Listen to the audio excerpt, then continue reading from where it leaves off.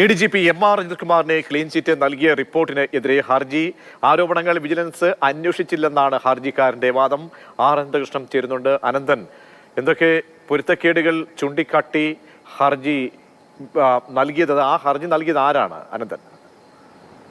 പ്രജിഷ്, PV Anwar ഉന്നയിച്ച ആരോപണങ്ങളുമായി ബന്ധപ്പെട്ടാണ് വിജിലൻസ് ADGP MR അജിത്കുമാറിനെതിരെ വിജിലൻസ് എൻക്വയറി നടത്തിയത്. ഇതുമായി ബന്ധപ്പെട്ട റിപ്പോർട്ട് തിരുവനന്തപുരം വിജിലൻസ് കോടതിയിൽ സമർപ്പിച്ചിരുന്നു. ഈ റിപ്പോർട്ടിനെതിരെ അഭിഭാഷകനായ നെയ്യാറ്റിൻകര നാഗരാജുവാണ് തടസ്സ ഹർജി നൽകിയത്. ഈ തടസ്സ ഹർജിയാണ് ഇന്ന് കോടതി പരിഗണിച്ചത്.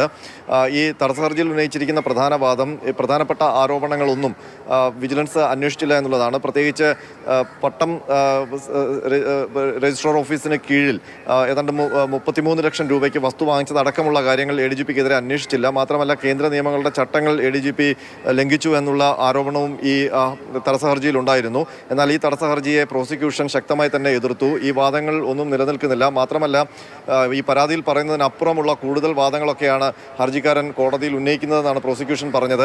അതിനൊപ്പം തന്നെ ഈ ഹർജിയുമായി ബന്ധപ്പെട്ട കാര്യങ്ങൾ കൂടുതൽ വാദം കേൾക്കേണ്ടതുണ്ട് എന്നും പ്രോസിക്യൂഷൻ പറഞ്ഞു. ഇതിൻ്റെ അടിസ്ഥാനത്തിൽ ഈ മാസം 21-ന് ഹർജി വീണ്ടും പരിഗണിക്കും.